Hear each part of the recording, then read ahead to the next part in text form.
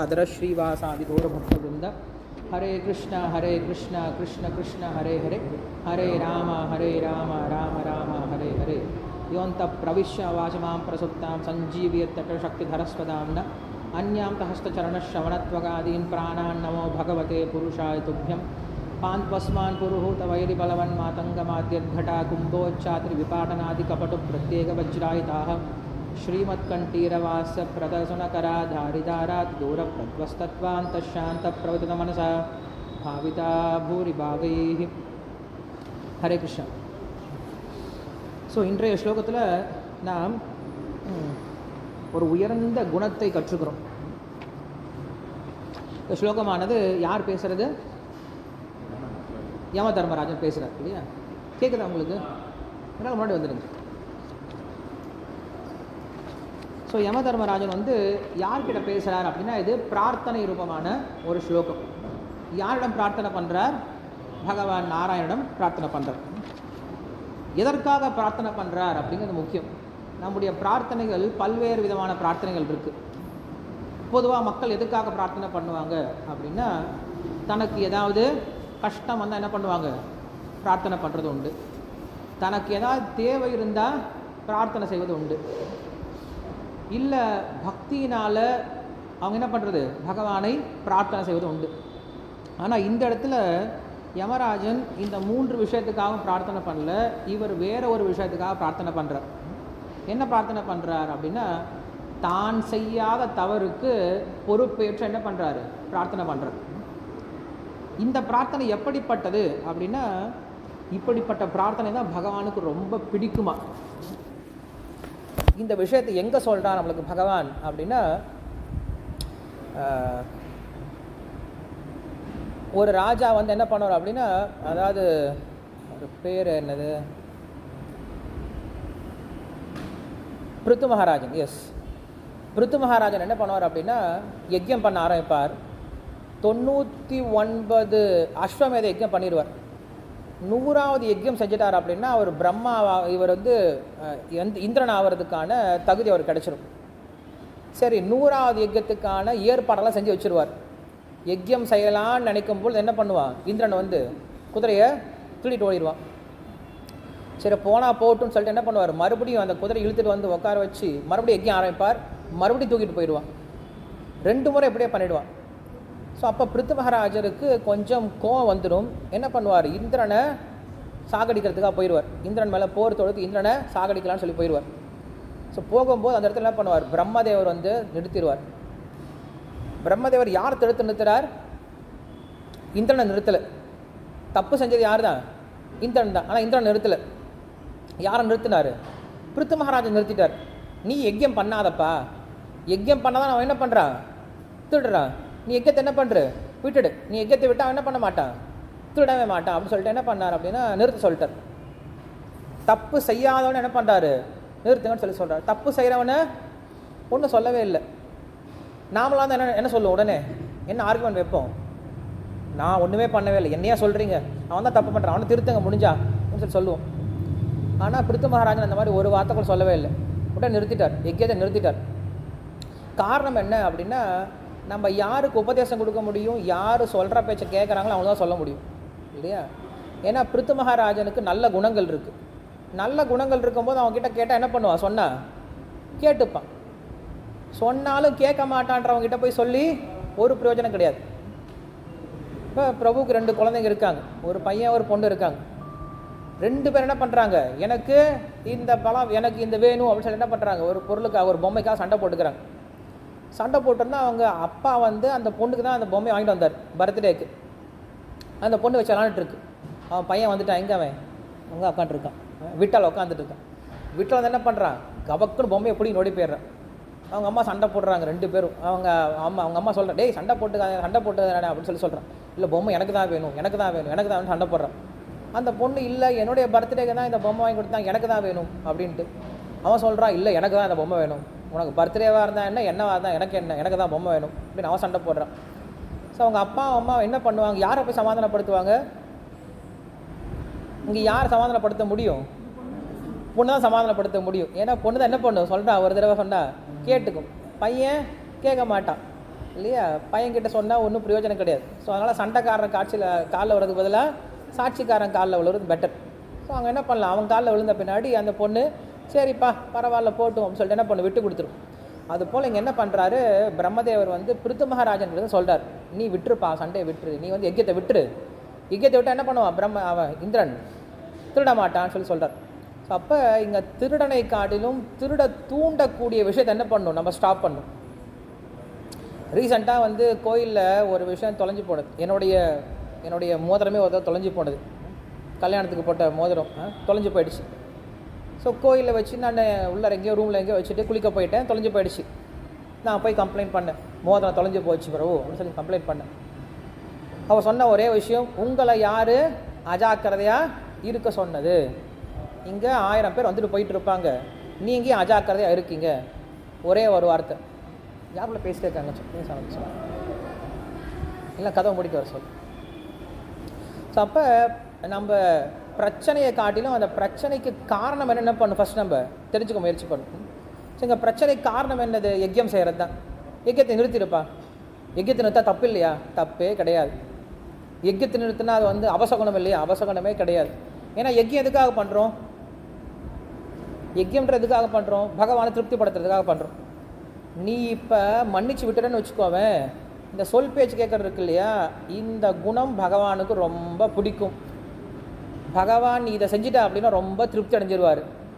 நீ யஜ்யம் செஞ்சு எப்படி பகவானை திருப்தி பண்ண முயற்சி பண்ணுறியோ அதை காட்டிலும் நீ சொல் பேச்சு கேட்டேன்னு வச்சுக்கோவேன், அது பகவானுக்கு பெரிய திருப்தி கொடுத்துரும். நீ 1000 யஜ்யம் செஞ்சு எந்த பகவானை திருப்திப்படுத்த முயற்சி பண்ணுறியோ அந்த விஷயத்தை என்ன பண்ணலாம், சிம்பிளாக இந்த யஜ்யத்தை விடுறதுனால திருப்திப்படுத்திடலாம். அப்போ இங்கே என்ன முக்கியம் அப்படின்னா செயல்பாடு முக்கியம் கிடையாது. யஜ்யம் அப்படின்ற செயல்பாடு முக்கியம் கிடையாது. இறுதி இலக்கு நம்மளது என்னது? பகவானை திருப்திப்படுத்தணும். ஸோ பகவானை எது திருப்திப்படுத்த நம்ம என்ன பண்ணணும் தெரிஞ்சுக்கணும். சாஸ்திரங்களை யஜ்யம் பண்ண சொல்லியிருக்கு. சஹயஜ்ஞா பிரஜா சிருஷ்டுவா புரோவாச்ச பிரஜாபதி அனேன பிரஷ விஸ்வத்வம் ஏஷவோ துஷ்ட காமதுகு. கிருஷ்ணர் சொல்கிறாரு, நான் இந்த உலகத்தை படைக்கும் பொழுது ஆரம்பத்தில் என்ன பண்ணுறேன், யஜ்யத்தோட சேர்த்து இந்த உலகத்தை அமைச்சு வைக்கிறேன்னு சொல்கிறேன்.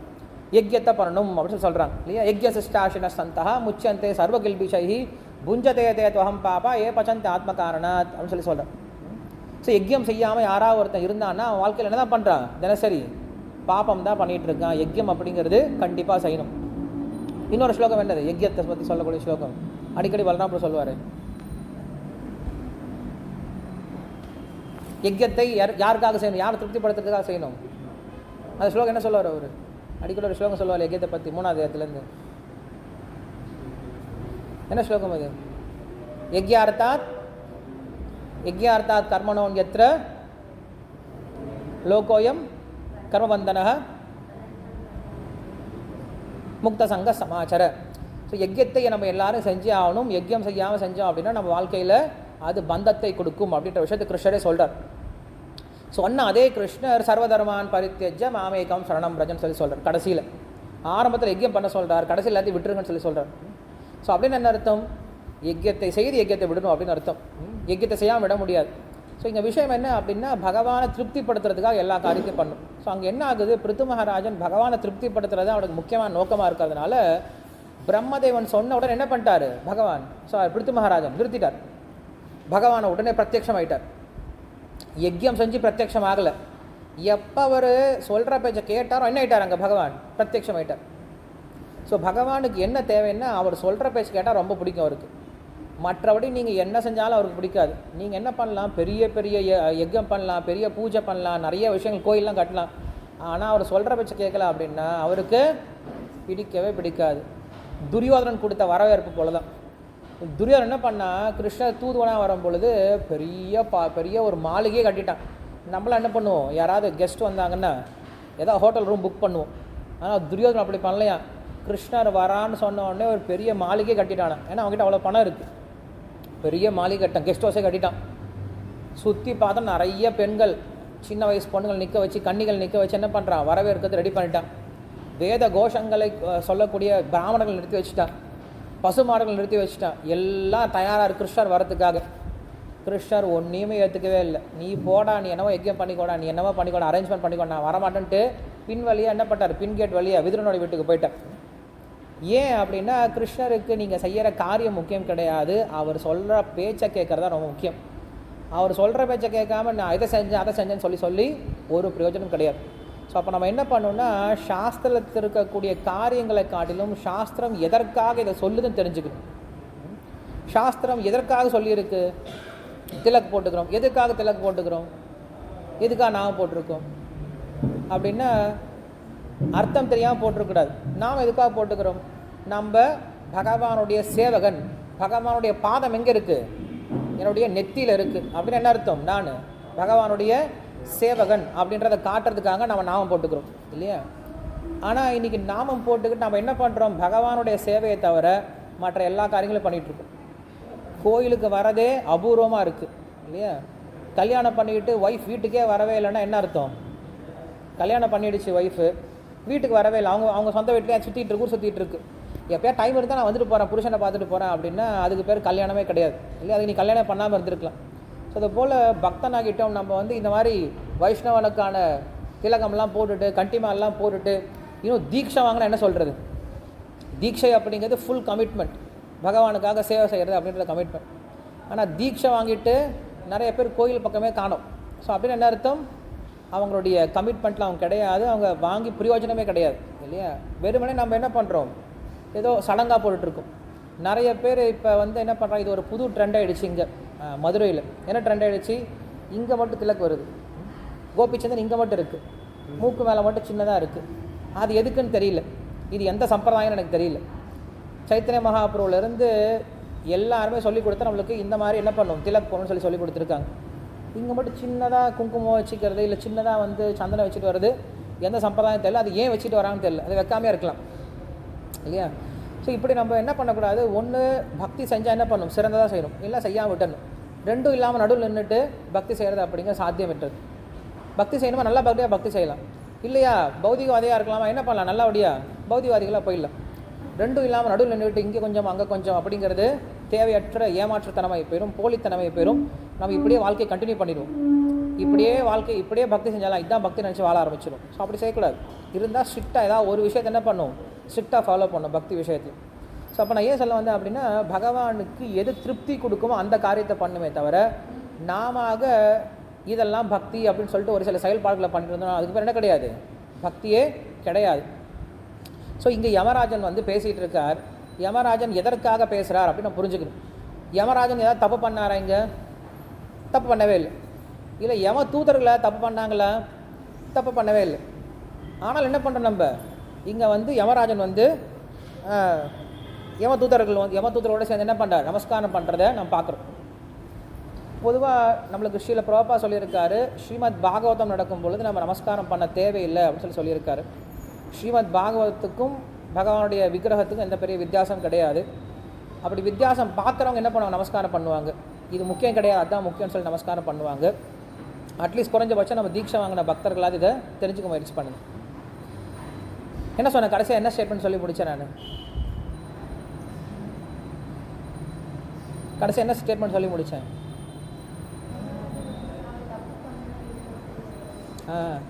ஏன் அது ஏன் நிறைய பேரால் கேட்க முடியல? ஏன்னா கான்சன்ட்ரேஷன் இல்லை.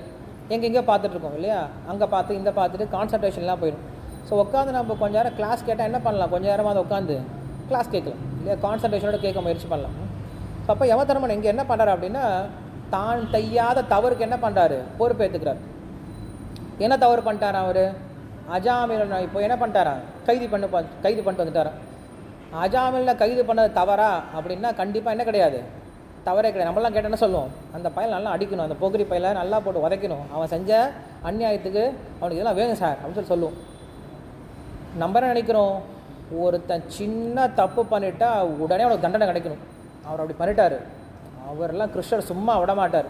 கிருஷ்ணர் பார்த்துக்க போகிறார். அவர் கிருஷ்ணர் என்ன செய்வார் தெரியுமா? கிருஷ்ணர் இருந்தார்னா அவர் கண்டிப்பாக தண்டனை கிடைச்சா. கிருஷ்ணர் இருக்கார் பிரபு, கிருஷ்ணர் சும்மா இருக்க மாட்டார், எல்லாம் தெரியும், கிருஷ்ணர் பார்த்துட்டு தான் இருக்கார், நல்லா தண்டனை கிடைக்கும் அவருக்கு தண்டனை கிடைச்சிருச்சுன்னா ரொம்ப சந்தோஷப்படுறோம். வா எப்படி பேசினார் பார்த்தியா, என்ன ஆட்டம் கொஞ்சமாக இருந்துச்சு, இப்போ எப்படி இருக்கார் பார்த்தியா அப்படின்னு நம்ம என்ன பண்ணுறோம்? ரொம்ப சந்தோஷப்படுறோம். இதே கொஞ்சம் அவர் பக்தியில் முன்னேறிட்டாங்க, யாராவது நல்லபடியாக இருந்தாங்க அப்படின்னா எனக்கு தெரியாது அவரை பற்றி, அவர் இப்படி தான் ஆனால் கொஞ்ச நாள் தான் எல்லாம் அடங்கிடும். எல்லாம் புதுசு பார்க்கலாம், எவ்வளோ நாள் தான் ஆடிட்டு இருக்காங்கன்னு பார்க்கலாமே நம்மளும், எல்லாம் கொஞ்ச நாள் அடங்கி போயிடும். அப்படின்ட்டு அவங்க எவ்வளோ முன்னேறினாலும் அந்த முன்னேற்றத்தை நம்ம எடுத்துக்கவே முடியாது. பட் கொஞ்சம் தவறு இருந்துச்சு என்ன பண்ண, உடனே அதை உஃப்னு ஊதி பெருசுப்படுத்திடும். இது நம்முடைய குணமாக இருக்குது. ஆனால் யமராஜர் எப்படி இருக்கார் அப்படின்னா, இங்கே அஜாமில் என்ன சொல்கிறார், அவர் உயர்ந்த வைஷ்ணவன்னு சொல்கிறார். அஜாமிலனை வைஷ்ணவன்ட்டு யமராஜரை சொல்லணும் அப்படின்னா அப்புறம் யமராஜனுடைய மனப்பக்குவம் எப்படி இருக்குன்னு யோசிச்சு பாருங்கள். யம தர்மராஜன் மகாஜனங்களில் ஒருத்தர் இல்லையா, அவருக்கு பகவானை தவிர வேறு எந்த விஷயமே தெரியாது, பகவானுடைய உயர்ந்த சேவகராக இருக்கார். ஆனால் அப்படிப்பட்ட யமராஜன் என்ன சொல்கிறாரு, அஜாமிலன் என்ன சொல்கிறார், அவர் ஒரு வைஷ்ணவன் சொல்கிறார்.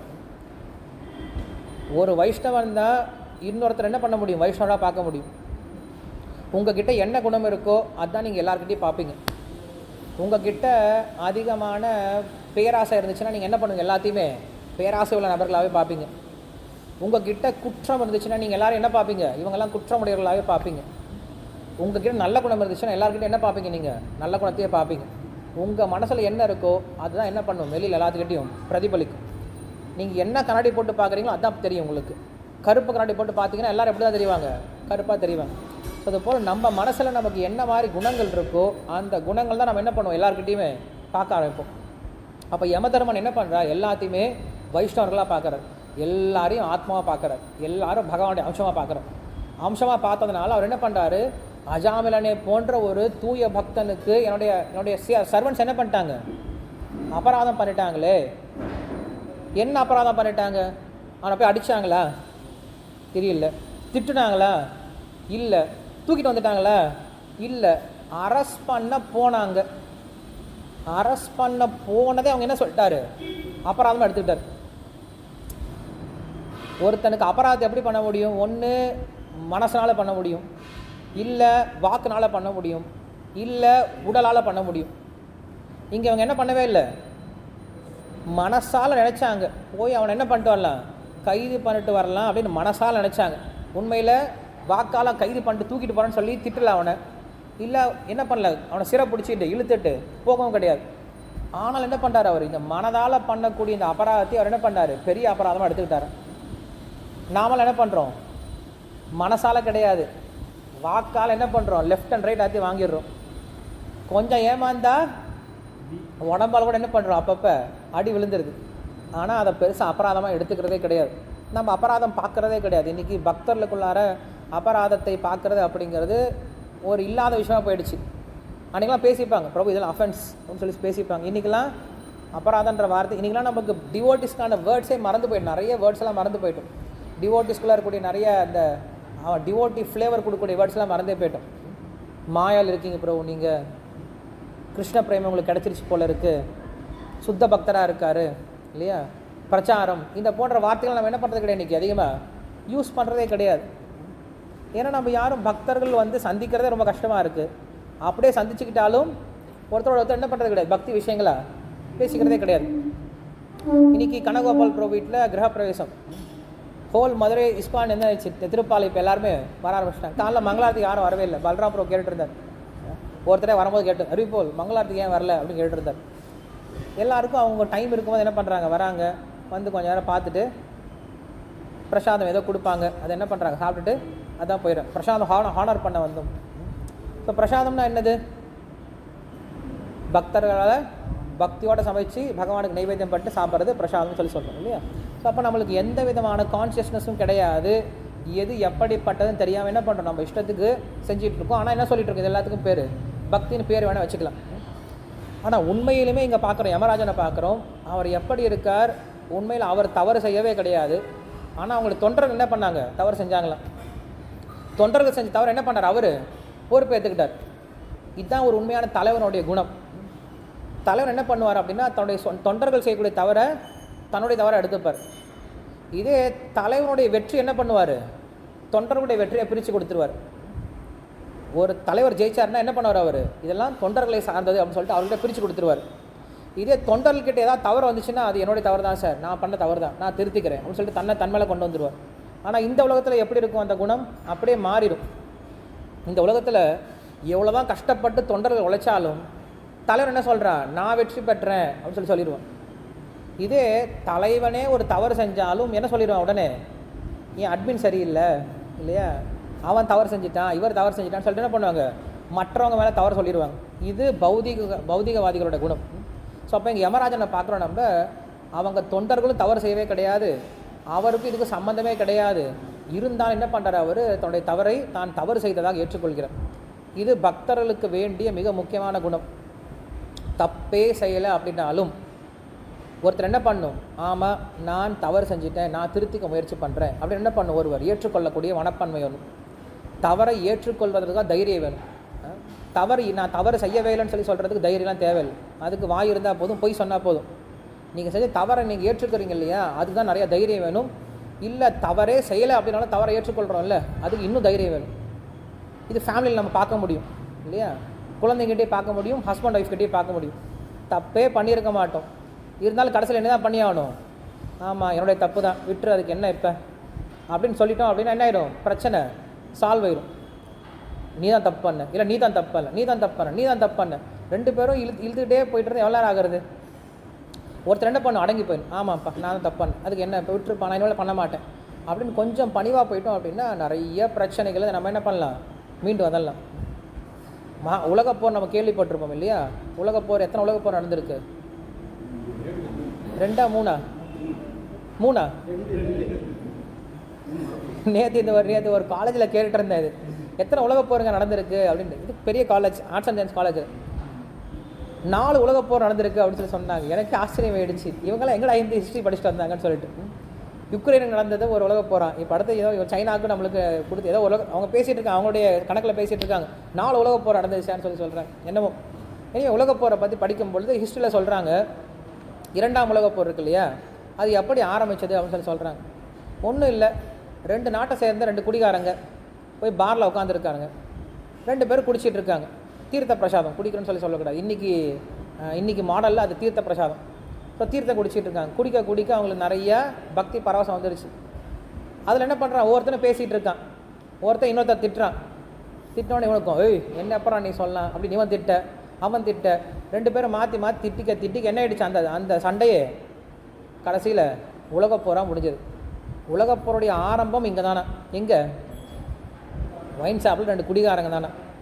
ஒயின் ஷாப்பில் 2 குடிகாரங்க சண்டை போட்டு ஒருத்தர் பேசிக்கிட்டு மரியாதை கொடுக்காம பேசுறதில் ஆரம்பித்து எங்கே போய் முடிஞ்சது, ஆயிரக்கணக்கான நாடுகள் அதனால் பாதிக்கப்பட்டது, லட்சக்கணக்கான மக்கள் இறந்து போனாங்க. எதனால், 2 பேரோட ஈகோவால், 2 பேர் ஈகோ கிளாஷ்னால்.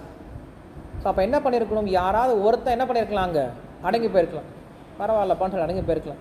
அடங்கி போக முடியாது, ஏன்னா 2 பேர் எப்படி இருக்காங்க, ஃபுல்லாக பக்தி பரவசத்தில் இருக்காங்க. ஸோ அதுபோல் நம்ம யார் ஒருவன் ரொம்ப அகங்காரத்தில் இருக்கான், அவன் என்ன பண்ணுவான், சண்டையை வளர்த்துக்கிட்டு போயிட்டே இருப்பான். அகங்காரம் எல்லாம் என்ன பண்ணுவான், எடுத்துப்பான், சரிப்பா நான் தப்பு பண்ணேன், இப்போ என்ன இதுக்கு, ஆமாம் நான் தப்பு பண்ணேன் விட்டுரு, அது நான் தப்பு பண்ணேன் விட்டுரு அதை அப்படின்னு சொல்லிட்டு என்ன பண்ணுவான், ரொம்ப ஈஸியாக எடுத்துப்பான். ஸோ இந்த குணத்தை தான் நம்ம பக்தர்கள் வளர்த்துக்க முயற்சி பண்ணணும். தவறே செய்யலை அப்படின்னாலும் அந்த தவறை ஏற்றுக்கொள்ளக்கூடிய மனப்பான்மை இருக்குது இல்லையா, இதுக்கு பேர் நம்ம என்ன சொல்கிறோம், சகிப்புத்தன்மைன்னு சொல்லி சொல்கிறோம். பக்தர்களுக்கு சகிப்புத்தன்மை தேவைன்னு சொல்லி சொல்கிறோம் இல்லையா. திதிக்ஷவ காருணிக சுகுர்தக சர்வதேகினாம் அப்படின்னு சொல்லி சொல்கிறார். கிருஷ்ணர் பகவத்கீதை ஆரம்பிக்கும் போதே சொல்லக்கூடிய முதல் குணம் என்ன சொல்கிறார், ஒரு ஆத்மாவுக்கு வேண்டிய முதல் குணம் 2ஆம் அத்தியாயத்தில் 14ஆம் ஸ்லோகம் நினைக்கிறேன். ஒரு பக்தனுக்கு உண்டான முதல் குணம் என்ன சொல்கிறாரு, பணிவெல்லாம் விட்டுறீங்க, அதெல்லாம் பணிவெல்லாம் நம்ம கிடையாது. சும்மா வார்த்தையில் பணிவு பண்ணுன்னு சொன்னால் வேலைக்காகாது. என்ன ஸ்லோகம் சொல்கிறார், மாத்ரா ஸ்பர்ஷாஸ்து கௌந்தேய சீதோஷ சுகதுக்கதாக ஆகமா பாயினோ நித்யஸ் தாம்ஸ் திதிக்ஷஸ்வ பாரத. நீங்கள் வேறு கண்ட்ரியா, நீங்கள் பாகிஸ்தான்லேருந்து வந்திருக்கீங்களா எல்லாருமே, இந்தியாவை பாகிஸ்தான், நீங்கள்லாம் இந்தியா தானே, இங்கே வந்துடுங்க. ஏன் அவ்வளோ நடுவில் கேப்புன்னு தெரில எனக்கு. இப்போ அது இதாகிடுச்சு, எல்லோரும் மாற்றம் அங்கே போய் அப்படியே செவத்தோடு ஒட்டிக்கிறாங்க, ஏன் தெரில. அது லட்சம்லாம் முன்னாடி உட்காந்துக்கணும், தைரியமாக உட்காரணும். ஸோ அப்போ கிருஷ்ணர் சொல்லக்கூடிய மிக முக்கியமான குணம் என்ன சொல்கிறார், அவர் பொறுத்து கொள்ளுங்க, என்ன சகிப்புத்தன்மை வளர்த்துக்கோங்க அப்படின்னு சொல்லி சொல்கிறார். சகிப்புத்தன்மைனா என்னது, கஷ்டம் கொடுத்தா சரி எடுத்துக்கணும். உதாரணத்துக்கு திட்டுறாங்க, சரி, இப்போ நம்ம தப்பு பண்ணிட்டோம், நம்மளாம் திட்டுறாங்க. இப்போ என்ன பண்ணுறா, ராதாராணி ஏதோ தப்பு பண்ணிட்டா, நீங்கள் ராதாராணி திட்டுறீங்க. இப்போ ராதாராணி என்ன பண்ணும்? அப்பா சொன்னால் சரி சரி எடுத்துக்கணும். இப்போ ராதாராணி தப்பே பண்ணியிருக்கா இல்லையா, திட்டுறீங்க, அதை ராதாராணி எடுத்துக்கிறா. இப்போ ராதாராணி தப்பே பண்ணலை, நீங்கள் திட்டுறீங்க, இப்போ என்ன பண்ணுற ராதாராணி? அப்பயும் பொறுமையாக போகணும். ரெண்டுக்கு என்ன வித்தியாசம்? தப்பு செஞ்சு ஒருத்தன் பொறுமையாக போகிறதுக்கும் தப்பே செய்யாமல் பொறுமையாக போகிறதுக்கு என்ன வித்தியாசம் இருக்குது? தப்பு செஞ்சு ஒருத்தன் பொறுமையாக போனான் அப்படின்னா அது உயர்ந்த நிலையே கிடையாது. ஏன்னா தப்பு செஞ்சால் அவன் என்ன தான் ஆகணும்? பொறுமையாக போய் தான் ஆகணும். ஏன்னா நீ தப்பு பண்ணிட்ட. தப்பே பண்ணாமல் ஒருத்தன் பொறுமையாக போகிறான் இல்லையா, இதுக்கு பேர் தான் உண்மையான சகிப்புத்தன்மை இல்லையா. ஸோ அப்போ கிருஷ்ணன் தான் சொல்லார், நீ தப்பே பண்ணலப்பா, இருந்தாலும் என்ன பண்ணுற நீ? சரி, நான் தான் தப்பு பண்ணேன் அப்படி என்ன பண்ணுறான்? பொறுமையாக போகிறான். ஹரிதாஸ் தாக்கூர் இருந்தார் இல்லையா, ஹரிதாஸ் தாக்கூர் என்ன பண்ணுறாங்க, போட்டு சவுக்கில் வெளுன்னு வெளுக்கிறாங்க. 21 மார்க்கெட்டில் போட்டு அடின்னு அடித்து அவனை தூக்கி போட முயற்சி பண்ணுறாங்க, சாகடிக்க முயற்சி பண்ணுறாங்க. ஹரிதாஸ் தாக்கூர் சாகவே மாட்டேங்கிறார். அடிக்கிறவன் டயர்டாகிட்டான், அடிச்சு டயர்டாகிட்டான். ஆமாம், ஹரிதாஸ் தாக்கூருடைய காலில் விழுந்து கேட்குறான், தயவு செஞ்சு செத்து போயிருப்பா, நீ சாகலாம், என் ராஜா சாகடிச்சிருவான், நீ செத்து போயிரு சொல்லி சொல்கிறான். சரி பரவாயில்ல, நம்ம என்ன பண்ணலாம், இவனுக்காக நான் பொறுத்து போகலாம். நம்மளை அடித்தவன் நீ போய் சாப்பிடான்னு சொல்லி நம்மளை அடித்தவனுக்கு என்ன பண்ணார்? அவர் நல்லது செய்யணும் முயற்சி பண்ணார். என்ன பண்ணார்? அவர் கங்கையில் குதிச்சார், அந்த பக்கம் கரையில் இறங்கினார், அப்புறம் ஜபமாலை வச்சுட்டு போயிட்டார் இல்லையா. அவர் எல்லாத்தையும், அவருக்கு எல்லாமே ஒன்று தான், எங்கே இருந்தாலும் ஒன்று தான். ஸோ அப்போ அவர் என்ன பண்ணார், தான் தவறே செய்யலை அப்படின்னாலும் அவர் எப்படி போனார்? அவர் பொறுத்துட்டு போனார். இந்த குணம் தான் சைத்தன்ய மகாபிரபு ரொம்ப பிடிச்சிருந்தது. இதே குணத்தை தான் நம்ம இன்னொரு இடத்துலையும் பார்க்குறோம். எங்கன்னா ஜெய விஜயர்கள் என்ன பண்ணவே இல்லை, உண்மையில் தப்பு செய்யவே இல்லை, இருந்தாலும் அவங்களுக்கு சாபம் கொடுத்தாரு. யார் கொடுத்தாங்க? சனத்குமார்கள் கொடுத்தாங்க. சனத்குமார்கள் சாபம் கொடுத்த பின்னாடி பகவான் பிரத்யக்ஷம் ஆயிட்டார். பகவான் பிரத்யக்ஷம் ஆயிட்டு சொல்கிறாரு, அங்கேயும் இதே மாதிரி தான் பகவான் பேசுகிறார். என்ன பேசுகிறார்? என்னுடைய சேவகர்கள் தெரியாமல் செஞ்சிட்டாங்க, எங்களை கொஞ்சம் நீங்கள் மன்னிச்சுக்கோங்க. எங்கள்னு சொல்லி சொல்கிறார் பகவான். எங்கள்லாம் என்ன அர்த்தம்? என்னோட சேர்ந்து என்னோடய சேவகர்கள். எங்களுக்கு ஒன்றும் தெரியாது, உங்களை போன்ற பிராமணர்கள் நாங்கள் என்ன பண்ணக்கூடாது, தூஷிக்கூடாது. உங்களை போன்ற பிராமணர்களை யாராவது ஒரு தப்பு செஞ்சாவே அழிஞ்சு போயிடுவான். நீங்கள்லாம் உயர்ந்த பிராமணர்கள், நீங்களாம் வேதத்தை பாதுகாக்கிறீங்க. இப்போ அவங்களுக்கு ஒரே குழப்பமாக இருக்குது, இவர் என்னை கிண்டல் பண்ணி பேசுகிறாரா இல்லை நமக்கு சப்போர்ட் பண்ணி பேசுகிறாரா, நம்மளை உயர்த்தி பேசுகிறாருன்னு புரியல. ஏன்னா பகவான் நீங்கள்லாம் பெரிய ஆளுங்கப்பா, உங்களெல்லாம் தொட முடியுமா அப்படின்னு சொல்லி சொன்னார். பகவானே சொன்னார்னா என்ன அர்த்தம்? கிண்டல் பண்ணுற மாதிரி தான் அர்த்தம் இல்லையா. பகவான் போல நீங்களாம் பெரிய ஆளுங்க, உங்களாம் தொட முடியுமா, உங்களாம் டச் பண்ணலாமா, ஏன்டா அப்படி பண்ணுறீங்க, அவரை போய் டச் பண்ணலாமாடா நீங்கள் அப்படி என்ன பண்ணுறார், கிண்டல் பண்ணுறார். அவங்களுக்கு ஒரே குழப்பம் ஆயிடுச்சு, பகவான் நம்மளே இப்படி கிண்டல் பண்ணுறாரு, ஓட்டுறாரு அப்படின்னு சொல்லிட்டு. அப்புறம் பகவான் சொல்கிறாரு, இந்த பசங்களுக்கு நல்லா தண்டனை கொடுத்துடலாமா சொல்லுங்கள், கொடுத்துடலாமா சொல்லுங்கள். நம்ம சொல்லுவோம் நம்ம வீட்டில் பசங்களை வச்சுக்கிட்டு இப்போ என்ன பண்ணுவாங்க, பசங்க போய் பக்கத்து வீட்டு பையனை போய் காதை பிடிச்சி திருவிட்டு ஓடி வந்துடுவாங்க, இல்லை முடியை பிடிச்சி இழுத்து வந்துடுவாங்க. அவங்க வீட்டில் சண்டை கட்ட வந்துடுவாங்க, ஏய் என்ன பண்ணால் தெரியுமா அவன் பையன் அப்படின்னு சொல்லி சண்டை கட்ட வந்துடுவாங்க. நம்ம என்ன பண்ணுவோம், அப்பா அம்மா, டேய் அப்படி பண்ணியாடா நீ, ஏன்டா அப்படி பண்ண, சும்மா இருக்க மாட்டேடா நீ, அடிச்சிடலாமா சார் டப்புன்னு அவங்க அடிப்போம். அவங்க என்ன பண்ணுவாங்க, சார் விட்டுருங்க சார், பரவாயில்ல சின்ன பையன் விட்டுருங்க சார், பாவம் அடிக்காதீங்க அப்படின்னு சொல்லி சொல்லுவாங்க. அது போல் பகவான் பண்ணுறார், செம்மையாக ட்ராமா பண்ணுறார். அவர் நிற்க வச்சுட்டு, அந்த பசங்களை நிற்க வச்சுட்டு, சின்ன பசங்களை நிற்க வச்சுட்டு, தண்டனை கொடுத்துடலாமா இவங்களுக்கு, தண்டனை கொடுத்துடலாமா சொல்லுங்க, இப்போ சொல்லுங்கள் சார் கொடுத்துடலாம் தண்டனை. டேய் 3 பிறவை கீழே போங்கடா, ராட்சசெல்லாம் போய் கொள்ளுங்கடா, 3 பிறவை கழிச்சு தான் வரும். நீங்கள் என்ன சார் கொடுத்துட்டேன் ஓகேவா அப்படின்னு என்ன அர்த்தம்? ஏன் நம்ம பக்கத்து வீட்டுக்காரர் வராருல, அவனை விட்டு நம்ம ஏன் பையனை அடிக்க சொல்லலை? நம்ம பையனை நான் தான் அடிக்கணும், என் வீட்டில் என் பையனை நான் தான் அடிக்கணும், நீ யாரும் அவன் தொடர்றதுக்கு அப்படின்னு அர்த்தம். ஆனால் என்ன பண்ணுறோம், நம்ம வீட்டில் நம்ம பையன் நம்மளே அடித்து அவங்கள சமாதானப்படுத்தி அனுப்பிச்சிடுறோம். அதே போல் பகவான் சொல்கிறாரு, வைகுண்டத்தில் யாரா ராஜா, இங்கே நான் தான் ராஜா. நீ என்னமோ சாபம் கொடுக்குற என் வீட்டில் ஏன் டிவோட்டிஸ்க்கு அதெல்லாம் கொடுக்க முடியாது. என்னுடைய பக்தர்கள் நான் தான் பார்த்துக்க முடியும். அந்த சாபமாக இருந்தாலும் சரி, வரமாக இருந்தாலும் சரி, நான் தான் கொடுக்கணும். என்ன பண்ணுறாரு, சாபம் கொடுக்குற மாதிரி வரத்தை கொடுத்து அனுப்பிச்சிட்டார். அப்போ அந்த ஜெயவிஜயர்கள் எப்படி இருந்தாங்கன்னு பார்க்கணும். ஜெயவிஜயர்கள் என்ன பண்ணாங்க, உடனே சாபம் கொடுத்த பின்னாடி, ஏய் சின்ன பசங்களா என்னடா எனக்கு சாபம் கொடுக்குறீங்களா, நீங்கள் சும்மா டிஸ்டர்ப் பண்ணிட்டு அப்பாயின்மெண்ட் வாங்கிட்டு வந்தீங்களா, நீங்கள் அப்பாயின்மெண்ட் வாங்க வந்துட்டு இங்கே குழந்தைய உள்ளன்ட்டு இல்லைன்னுங்கப்பா அப்படின்னு சொல்லிட்டு என்ன பண்ணலாம், அவங்க கோவப்படவே இல்லை. எப்போ அவங்க சாபம் விட்டாங்களோ அடுத்த க்ஷணம் என்ன பண்ணிட்டாங்க, அவங்க கீழே நமஸ்காரம் பண்ணிட்டாங்க. நாங்கள் செஞ்ச தவறு தான், எங்களை மன்னிச்சுக்கோங்கன்னு சொல்லிட்டாங்க. இதுதான் ஒரு வைஷ்ணவனுடைய குணம் சொல்லி சொன்னோம். தவறே செய்யலை அப்படின்னாலும் அவங்க என்ன பண்ணுறாங்க, தவறை தன் மேலே ஏற்றுக்கிறாங்க. பௌதிகவாதிகளுடைய குணம், தவறு செஞ்சிருந்தாலும் அவங்க என்ன சொல்லுவாங்க, தவறு செய்யவே இல்லைன்னு சொல்லுவாங்க. இன்னும் ஒரு படி மேலே போய் சொல்லுவாங்க, எவன் செய்யலை, எவன் தப்பு செய்யலை, நான் செய்கிறதுக்கு இப்போ எல்லாரும் செய்கிறாங்க நானும் செய்கிறேன், அதில் என்ன இப்போ அப்படின்னு இன்னொரு படி மேலே போய் சொல்லுவாங்க. இப்படி யாருக்கிட்டே நம்ம குணத்தை பார்த்தோம் அப்படின்னா அவங்ககிட்ட என்ன கிடையாது, பக்தியே ஒரு துளி கூட கிடையாதுன்னு அப்படின்னு அர்த்தம். செய்யா தவறுக்கு தண்டனையை வாங்கிக்கிட்டாங்கன்னா அவங்க உயர்ந்த பக்தர்களாக கருதப்படுறாங்க. தவறே செஞ்சுட்டு நான் பண்ணவே இல்லைடா அப்படின்னு சாதிச்சாங்கன்னா அவங்க என்ன அர்த்தம், மிருகம் தான் அர்த்தம். ஏன்னா மிருகம் தான் என்ன பண்ணும், டிஃபெண்டிங் சொல்கிறோம் இல்லையா, பாதுகாக்கக்கூடிய தன்மை. அந்த பாதுகாக்கக்கூடிய தன்மை யார்கிட்ட தான் இருக்குது, மிருகம் தான் இருக்குது. நீங்கள் போய் நாயை உர் அப்படின்னு சொல்லுங்க, அதை என்ன பண்ணுவோம், அப்படி ஹூ அப்படின்னு கத்த வரும். நீங்கள் அப்படி தான் மனுஷன் கேட்டாங்க, யாரையா போய் ஹோய் அப்படின்னு சொன்னால் என்ன பண்ண ஹேய் அப்படின்றான்.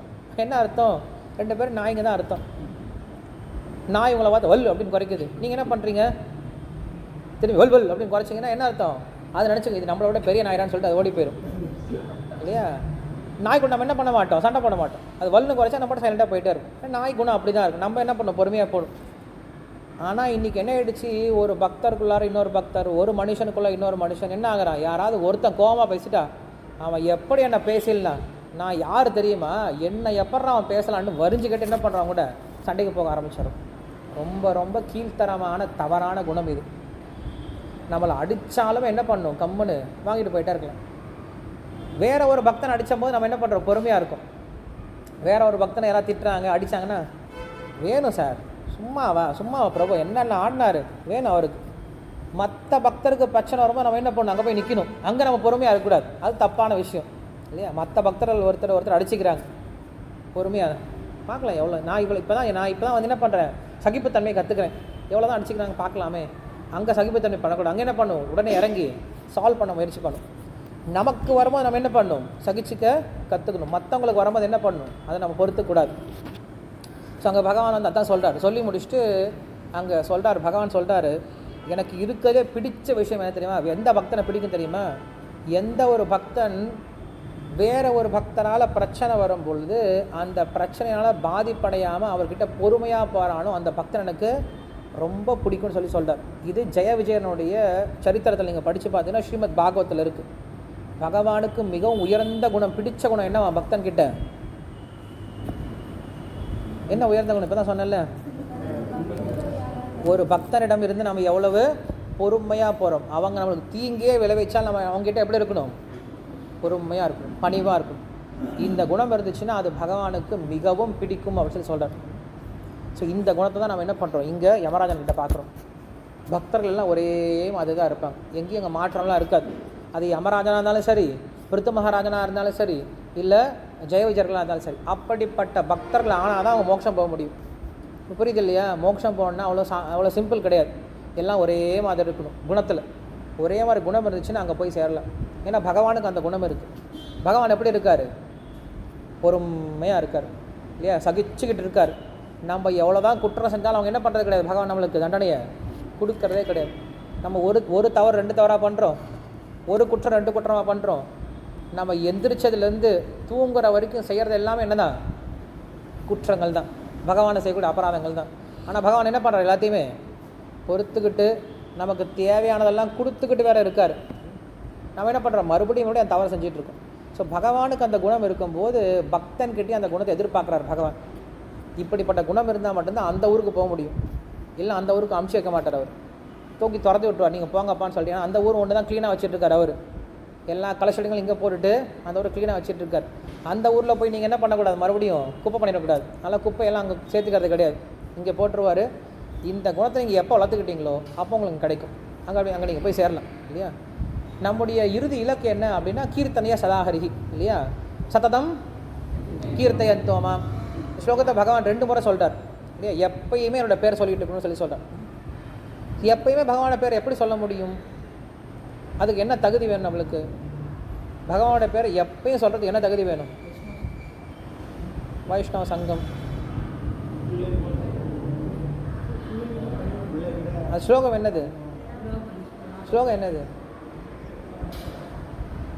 தினமும் காலைல படிக்கிறல்ல, இரு நான் அவங்ககிட்ட கேட்டுருக்கேன். நம்ம காலைல படிக்கும் பொழுதே அந்த ஸ்லோகம் தெரியணும், சொல்ல தெரியணும். ஓகேவா? திருநாதபி சுனீச்சேன தரோரிவ சகிஷ்ணுன அமானின மானதேன கீர்த்தனிய சதாஹரிஹி.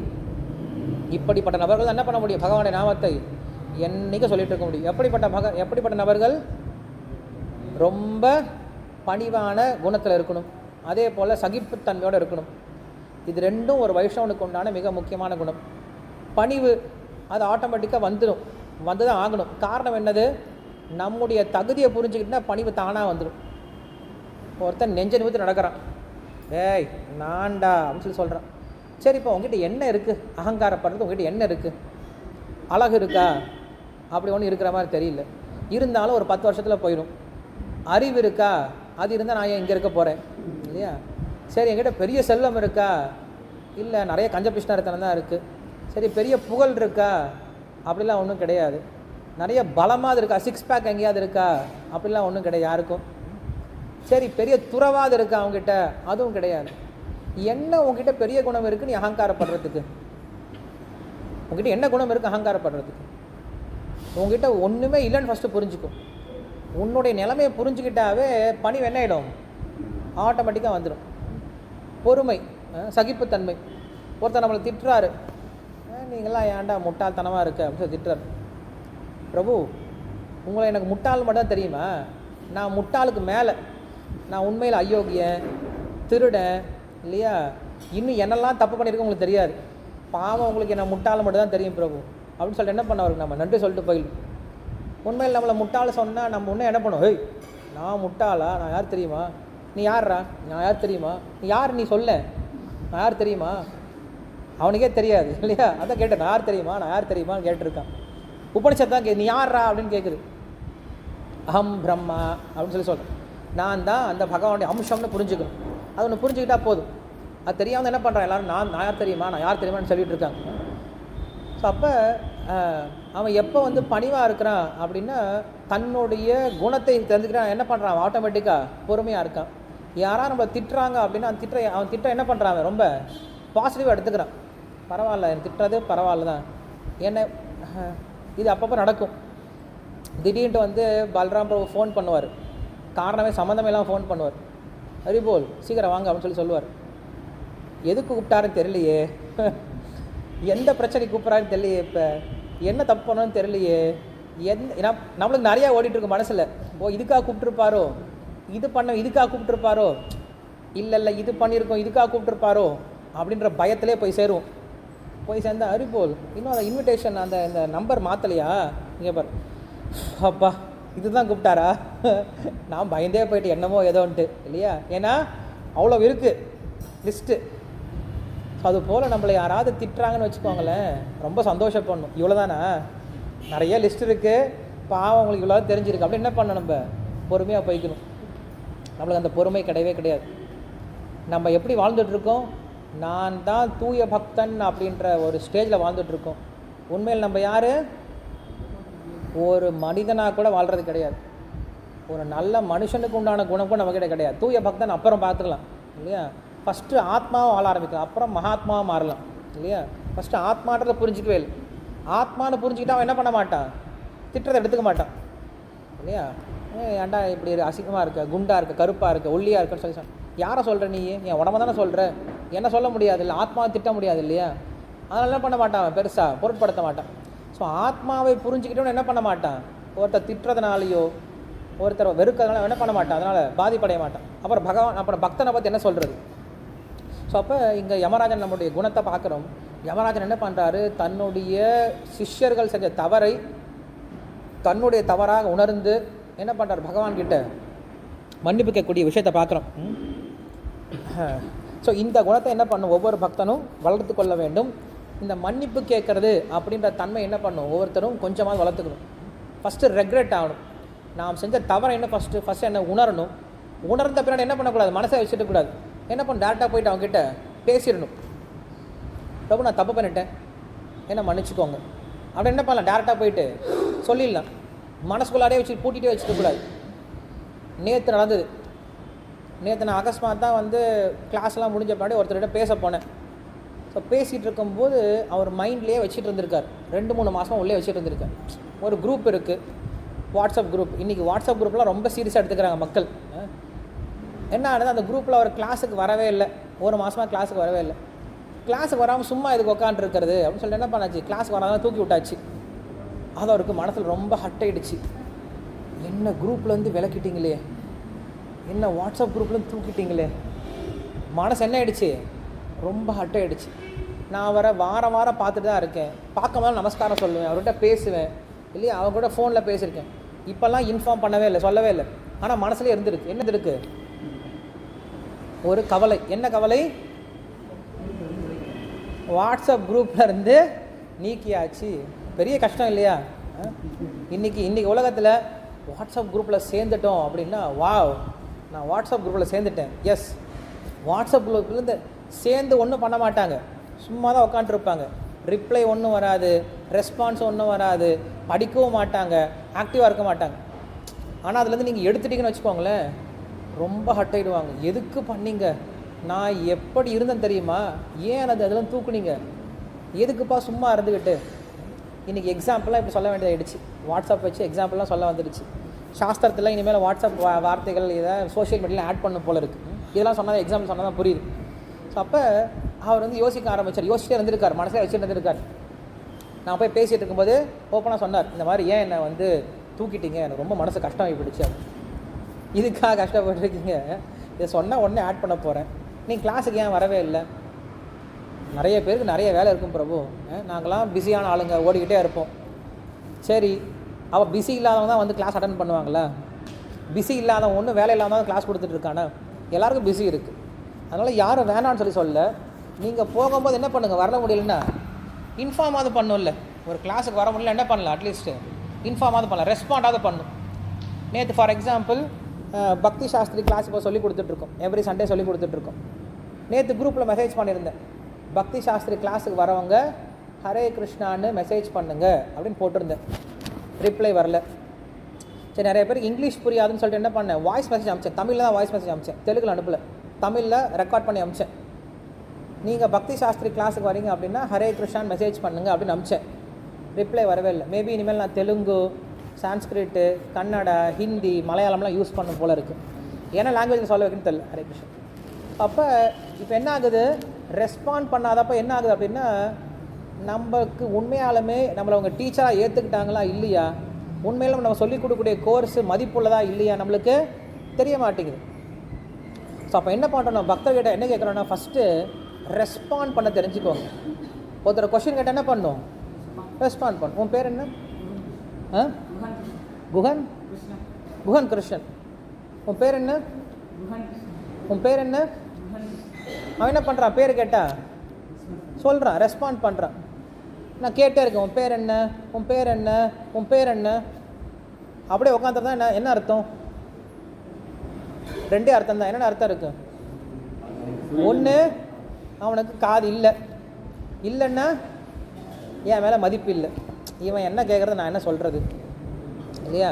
இது ரெண்டு தான் அர்த்தம். வேறு எதாவது அர்த்தம் இருக்குமா? வேறு எந்த அர்த்தம் இருக்காது. ஸோ அப்போ என்ன பண்ணணும், ஃபஸ்ட்டு நம்ம கற்றுக்க வேண்டிய விஷயம் என்ன, பெரிய பக்தர்கள் ஆகிறதுக்கு முன்னாடி ஃபஸ்ட்டு கற்றுக்க வேண்டிய விஷயம் இந்த மாதிரி சின்ன சின்ன நல்ல பழக்கங்களை கற்றுக்கணும், சின்ன தர்மங்களை கற்றுக்கணும். ஏன்னா பக்தர் ஆகிட்டோம் அப்படின்னா நம்மளை எல்லோரும் என்ன பண்ணுவாங்க, நம்மளை பார்ப்பாங்க, நம்மளோட எக்ஸாம்பிளை பார்ப்பாங்க, இவர் எப்படி நடந்துக்கிறான்னு சொல்லி பார்க்குறாங்க. அவுட் சைடு வேர்ல்டில் கூட எப்படி இருக்காங்க, ஒரு விஷயம் சொன்னால் உடனே என்ன பண்ணுறாங்க, அவங்க ரெஸ்பாண்ட் பண்ணுறாங்க. பட் டிவோட்டிஸ் கூட என்ன கிடையாது, அந்த ரெஸ்பாண்ட் பண்ணக்கூடிய தன்மை ரொம்ப குறைஞ்சிருச்சு. ஒரு கொஷின் கேட்டோம் அப்படின்னா 10 நாள் கழிச்சு ரிப்ளை வருது, அந்த மாதிரி ரெஸ்பாண்ட் பண்ணவே கூடாது. இம்மீடியட் ரெஸ்பான்ஸ் இருக்கும். ராதேஷாம் பிரபு இருந்தார்ல, வந்திருந்தாலே பூனேல இருந்த ராதேஷாம் பிரபு, அவர் எவ்வளோ பிஸியான டிவோட்டி. ஒரு நாளைக்கு 8லேருந்து 10 ப்ரோக்ராம் போயிட்டே இருப்பார், அவ்வளோ கிளாஸ் கொடுத்துட்டே இருப்பார். நான் என்ன பண்ணுவேன், மெயில் பண்ணுவேன், அவர் ஃபோன் யூஸ் பண்ண மாட்டேன், அதிகமாக மெயில் எழுதுவேன். எழுதுன அரை மணி நேரம் மேக்ஸிமம் 1 மணி நேரம் ரெஸ்பான்ஸ் வந்துடும். நான் மறுபடியும் ரெஸ்பாண்ட் பண்ணுறது டைம் ஆகுமே தவிர அவர் ரெஸ்பாண்ட் பண்ணுறதுல கரெக்டாக இருப்பார். இப்போ அவர் என்ன பண்ணுறாரு, வாட்ஸ்அப் யூஸ் பண்ணுறார். வாட்ஸ்அப்னா ஒன்லி கம்ப்யூட்டரை மட்டும் யூஸ் பண்ணுறார். நீங்கள் எழுதுனா அடுத்த க்ஷணம் என்ன பண்ணிடுறாரு, உடனே ரிப்ளை வந்துடுது. அன்லெஸ் அவர் ஏதாவது கிளாஸில் இல்லை அப்படின்னா உடனே ரெஸ்பாண்ட் பண்ணிடுறார். ரெஸ்பாண்ட் பண்ணாமல் நம்மளுக்கு எப்படி இருக்கும், வாவ் சொன்னோன்னே என்ன பண்ணுறாரு, அவர் ரெஸ்பாண்ட் பண்ணுறாருன்னு சொல்லிட்டு நமக்கு ரொம்ப சந்தோஷமாக இருக்கும் இல்லையா? ஸோ இந்த மாதிரி சின்ன சின்ன நல்ல குணங்கள் என்ன பண்ணலாம், நம்ம பக்தர்கிட்டேருந்து கற்றுக்க முயற்சி பண்ணலாம். ஒரு சர்வீஸ் சொன்னாங்கன்னா அதை என்ன பண்ணணும், ஃபஸ்ட்டு ரெஸ்பாண்ட் பண்ண கற்றுக்கணும். செய்ய முடியல என்ன பண்ணலாம், அட்லீஸ்ட் நம்மளுக்கு செய்ய முடியல, என்னால் வர முடியல என்ன பண்ணலாம், அட்லீஸ்ட் இன்ஃபார்மாவது பண்ணலாம். இன்ஃபார்ம் கூட பண்ணல அப்படின்னா அது ரொம்ப கஷ்டமான விஷயம். நான் அதான் அவர்கிட்ட சொன்னேன், நீங்கள் என்ன பண்ணவே இல்லை, ரெஸ்பாண்ட் பண்ணவும் இல்லை, இன்ஃபார்ம் பண்ணவும் இல்லை, அதனால் என்ன பண்ணிட்டோம் நான் இதெல்லாம் தூக்கிட்டோம். எல்லோரும் பிஸியாக தான் இருக்காங்க. யாராவது பிஸி இல்லாமல் இருக்குமா? யாராவது பிஸி இல்லாமல் இருக்குமா? எல்லாம் சும்மா உட்காந்துருக்கோம் வீட்டில், எல்லோரும் பிஸியாக தான் இருக்கும் இல்லையா? பிஸியாக இருக்கேன் என்னால் ரெஸ்பாண்ட் பண்ண முடியல அப்படிங்கிறது ஒரு சாக்கே கிடையாது. முந்தானத்து ஒருத்தவங்க வந்து கேரளாவிலேருந்து எனக்கு கேட்டிருந்தாங்க, ஒரு மெசேஜ் போட்டிருந்தாங்க. ஒரு பையனுக்கு ஒரு டிவோட்டிக்கு வந்து கல்யாணம். எப்போ? ஏகாதசி அன்னைக்கு. ஏகாதசி அன்னைக்கு கல்யாணம் வச்சுருக்காங்க. அந்த ஏகாதசி அன்னைக்கு பிரசாதம் சாப்பிட்லாமா கூடாதா இல்லையா? கல்யாணம் வீட்டில் ஏகாதசி பிரசாதம் போட மாட்டாங்க. ஸோ டிவோட்டிஸ் நாங்கள்லாம் என்ன பண்ண மாட்டோம், பிரசாதம் ஏகாதசி பிரசாதம் சாப்பிடனாலும் நாங்கள் யாரும் அங்கே ஃபுட்டு சாப்பிட மாட்டோம். இப்போ கேள்வி என்ன அப்படின்னா, மாப்பிள்ளை சாப்பிட்லாமா கூடாதா? ஏன்னா மாப்பிள்ளை டிவோட்டி, பொண்ணு டிவோட்டி கிடையாது, பொண்ணு இப்போ தான் கல்யாணம் பண்ணிட்டு வருது. இப்போ ஏகாதசி பிரசாதம் சாப்பிடணுமா இல்லை நார்மல் பிரசாதமே சாப்பிட்லாமான்ற கேள்வி. என்ன சொன்னேன் நான், ஏகாதசி எதுக்காக இருக்கணும் நம்ம விரதம்? தானியத்திலேருந்து விலகி இருக்கிறதுக்கா கிடையாது. தானியத்திலேருந்து விலகி இருக்கோம் அப்படிங்கிறது முக்கியமான குறிக்கோளே கிடையாது. ஏகாதசி தானியத்திலேருந்து விலகி இருக்கணும்.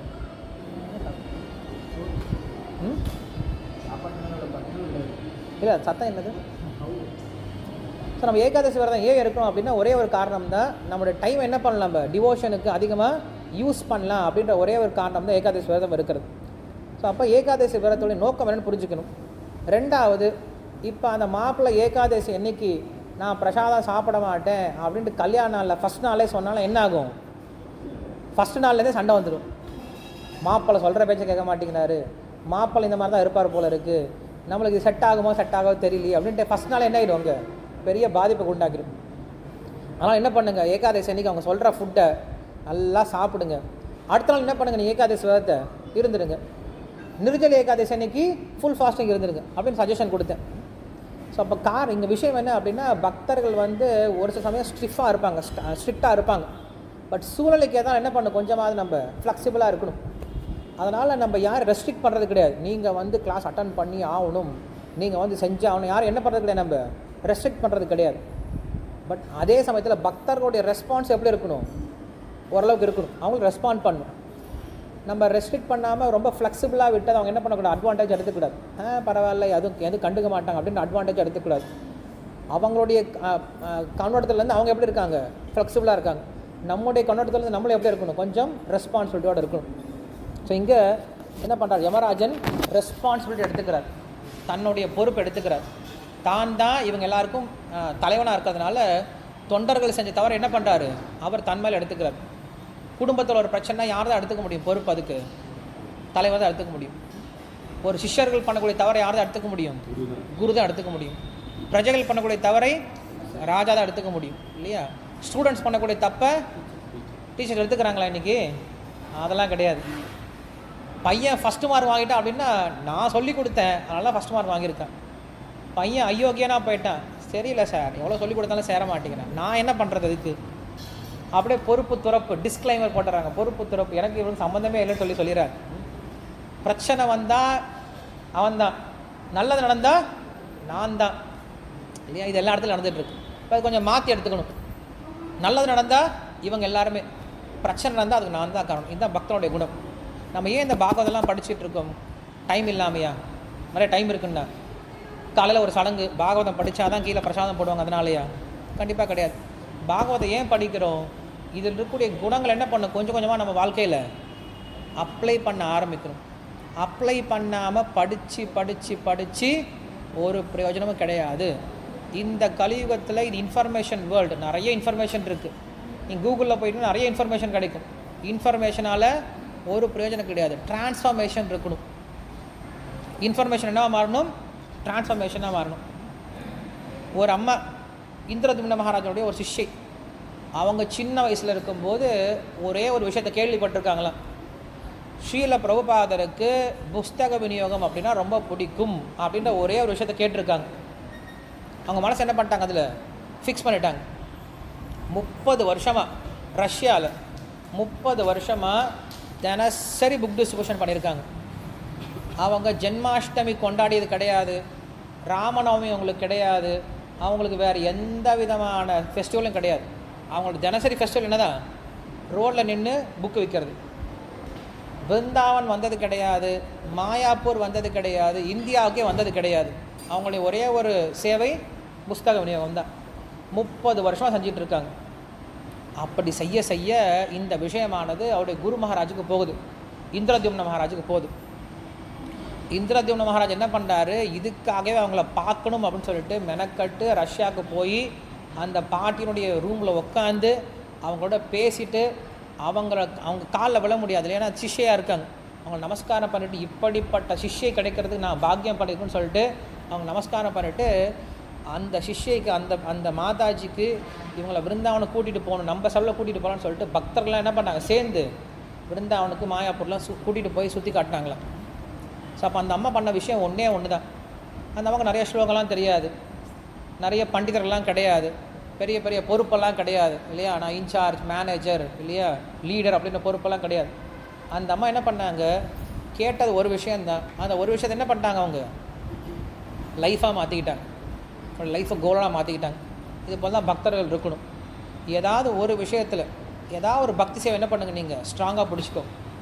ஏதாவது ஒரு விஷயத்தை என்ன பண்ணுங்கள், பக்தி சேவையில் உங்களுக்கு எதில் திறமை இருக்கோ, இல்லை எதில் நீங்கள் வந்து ஃப்ளெக்சிபிளாக இருக்க முடியுமோ, எது உங்களுக்கு ரொம்ப ஃபேவரபுளாக இருக்கோ, எதில் நீங்கள் வளர முடியுமோ அந்த விஷயத்தை என்ன பண்ணுங்கள், ஃபஸ்ட்டு மெடிடேட் பண்ணி கேட்ச் பண்ணிக்கோங்க. கேட்ச் பண்ணிட்டு என்ன பண்ணுங்கள், அந்த விஷயத்தையே ஆழமாக செய்ய ஆரம்பிங்க. என்ன ஆக முடியும், நீங்கள் வெற்றி பெற முடியும். கொஞ்சம் இங்கே குழி வெட்டுறது, இங்கே குழியை வெட்டுறது, இங்கே குழியை வெட்டுறது, இங்கே குழியை வெட்டுறது, தண்ணி கிடைக்குமா, சிரமம் தான் கிடைக்கும், கை கால் தான் வலிக்கும். அப்பா காலையிலேருந்து எவ்வளோ வேலை பண்ணிட்டு தண்ணியே வர மாட்டேங்குது, என்ன பண்ண, நீ 10 இடத்துல குழி வெட்டியிருக்கேன். இதே ஒரே இடத்துல குழி வெட்ட ஆரம்பி, காலையிலேருந்து சாயந்தரம் வரைக்கும் தண்ணி வந்துடும் இல்லையா. அதுபோல் நம்ம என்ன பண்ணுறோம், நிறைய எனர்ஜி ஸ்பெண்ட் பண்ணுறோம், இங்கே ஸ்பெண்ட் பண்ணுறேன், அங்கே ஸ்பெண்ட் பண்ணுறேன், இந்த சேவை பண்ணுறேன், அந்த சேவை பண்ணுறேன். கடைசியில் என்ன நம்மளுக்கு மிஞ்சுது, கடைசியில் நமக்கு என்ன மிஞ்சுது, இவ்வளோ சேவை கொடுக்குறாங்க கோயிலில், என்ன கொடுக்குறாங்க எனக்கு கோயிலில், ஒன்றும் சரியில்லை, கோயில் சரியில்லை, ஒன்றும் சரியில்லை, இந்த கோயிலுக்கு வரமாட்டேன் நான், இந்த கோயிலுக்கு நான் வந்தால் தான் ஏதோ கோயில் நடந்துகிட்ருக்கு இல்லையா, நான் வரல கோயில் யார் பார்த்துக்கிறது, ஏதோ நான் கிருஷ்ண பலராமுக்காக வந்துட்டுருக்கேன், நான் வரலாம் கிருஷ்ண பலராம் கூட இந்த கோயிலை விட்டு ஓடி போயிடுவாங்க அப்படி நினைக்கிறவங்களாம் இருக்காங்க இல்லையா. நான் வந்ததுனால தான் கிருஷ்ண பலராமும் இருக்காங்கன்னு நினச்சிட்டு இருக்காங்க.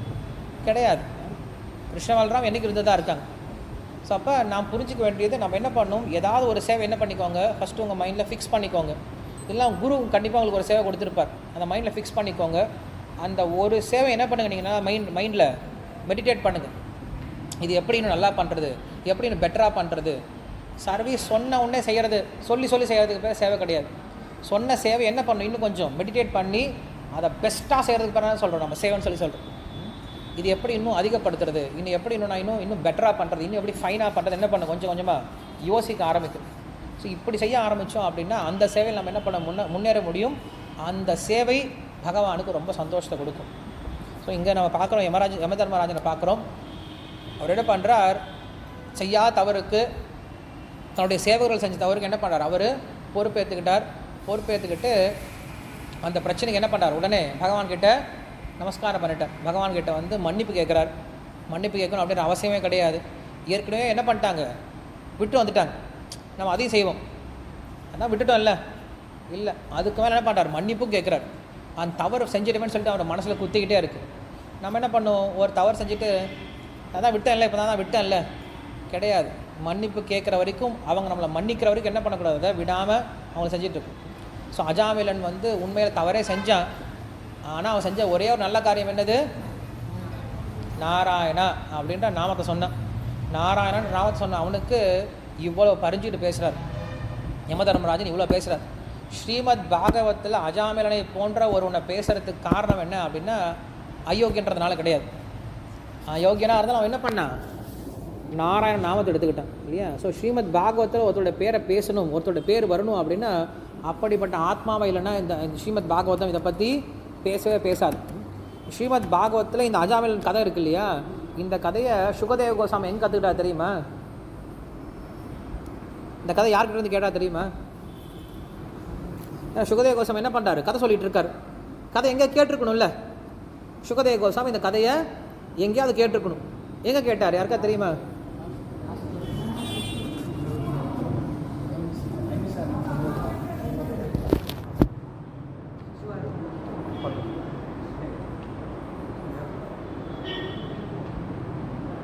மேபி இந்த அத்தியாயத்தினுடைய கடைசியில் வருமா?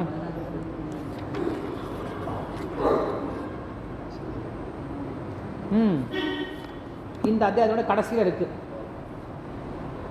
இதிஹாசம் இமம் குஹ்யம் பகவான் கும்பசம்பவ கதையாம் ஆசமலய ஆசீனோ ஹரிம் அர்ச்சயன். கும்பபுத்திரரும் மாமுனிவருமான அகஸ்தியர் பரமபுருஷரை பூஜித்து கொண்டு மலைய பருவத்தில் வாழ்ந்து வந்தபோது நான் அவரை அணுகினேன். அவரும் மிகவும் ரகசியமான இந்த வரலாற்றை எனக்கு விவரித்தார்.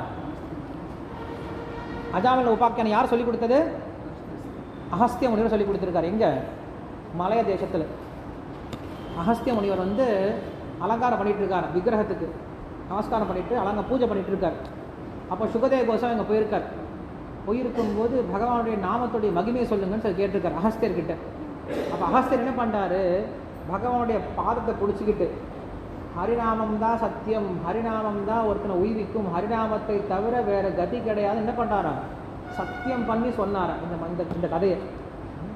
அப்போ இந்த கதையை சுகதேவ கோஸ்வாமி என்ன பண்ணியிருக்காரு? எங்கேயோ கேட்டிருக்காரு. கேட்ட கதையை இப்போ என்ன பண்ணுறாரு? மறுபடியும் ஞாபகம் வச்சு அப்படியே சொல்கிறார். இந்த ஸ்ரீமத் பாகவத்தில் இந்த கதை ரொம்ப ஸ்பெஷலான கதை. இது வியாசர் சொன்ன கதை கிடையாது. இது பரீட்சித் மகாராஜனுக்கு சுகதேவ கோஸ்வாமி சொன்ன பர்சனல் கதை. நம்ம என்ன பண்ணுவோம்? இப்போ கிளாஸ் கொடுத்துட்டு இருக்கும்போது சாஸ்திரத்துலேருந்து சொல்லிக் கொடுப்போம். நம்ம எங்கேயாவது கேட்டிருப்போம் இல்லையா பர்சனல் எக்ஸாம்பிள். அந்த பர்சனல் எக்ஸாம்பிள் என்ன பண்ணுவோம்? அப்பப்போ நம்ம ரியலைசேஷன்ஸை ஷேர் பண்ணிப்போம். அதுபோல் இந்த அஜாமில உபாக்கியானம் அப்படிங்கிறது சுகதேவ கோஸ்வாமியினுடைய பர்சனல் ஸ்டோரி லிஸ்ட், பிளேலிஸ்ட் வச்சுருக்கோம் இல்லையா? அதுபோல் அவருடைய பிளேலிஸ்ட்டில் இந்த கதை இருக்கான். இந்த கதை என்ன பண்ணார்? அப்போ நடுவில் எடுத்து ஹரிநாமத்தை சொல்லும் போது நடுவில் எடுத்து சொல்கிறார். இப்போ புரியுது இல்லையா அந்த கதை யார் சொன்னாங்கன்ட்டு? யார் சொன்னது? அகஸ்தியர் சொல்லியிருக்கார். இது இத்தனாலும் இந்த கதை இந்த மாதிரி படிச்சிருக்கோம் நம்ம. அஜாமில கதை தெரியும். அஜாமில கதை தெரியாதா? நாராயணா சொன்னா செத்து போன அஜாமில கதை எல்லாரும் தெரியும். ஆனால் என்ன பண்ணணும்? பாகவத்தை படிக்கணும், அப்படியே வாசிக்கூடாது. பாகவதம் வாசிக்கிறது கிடையாது. என்ன நாதை நம்ம வாசிக்கிறதுக்கு பிம்பியா வாசிட்டு போகிறதுக்கு? யார் பாட்டு படிக்கிறது? பாட்டை படிக்கிறாங்க, புஸ்தகத்தை வாசிக்கிறாங்க. என்னன்னு தெரியல. பாட்டு தான் வாசிக்கணும், புஸ்தகத்தை படிக்கணும் இல்லையா? மாற்றி செய்கிறாங்க. சரி, பாகவத்தை படிக்கும்போது கொஞ்சம் கவனமாக படிங்க. கவனமாக படிக்கலாம் என்ன பண்ணுவோம்? அப்படியே பார்த்துட்டு போயிட்டே இருக்கும். ஸோ இனிமேல் என்ன பண்ணுங்க? நீங்கள் போய் நீங்கள் பக்தர்கிட்ட கேளுங்க. நீங்கள் தெரிஞ்ச பக்தர்கள்லாம் இருக்காங்களா, அவங்ககிட்ட கேளுங்க. அஜாமிலுடைய கதை யாருக்கு சொன்னது அப்படின்னு கேட்டு பாருங்கள். கேட்டு பார்த்துட்டு குவிஸ் காம்படிஷன் வச்சுருக்கோங்க. சொன்னால் கரெக்டாக சொன்னால் உனக்கு கிஃப்ட்டு, சொல்லலாம் நீ எனக்கு கிஃப்ட்டு கொடுக்கணும் அப்படின்னு சொல்லிட்டு என்ன பண்ணுங்கள்? சின்ன மாதிரி கிஃப்ட்டு இந்த மாதிரி விளையாடுங்க. பக்தர்களுக்குள்ளார இந்த மாதிரி ஒரு போட்டி வச்சுக்கலாம், இந்த மாதிரி பேச்சு இருக்கலாம். தேவையில்லாமல் பேச்சு அப்படிங்க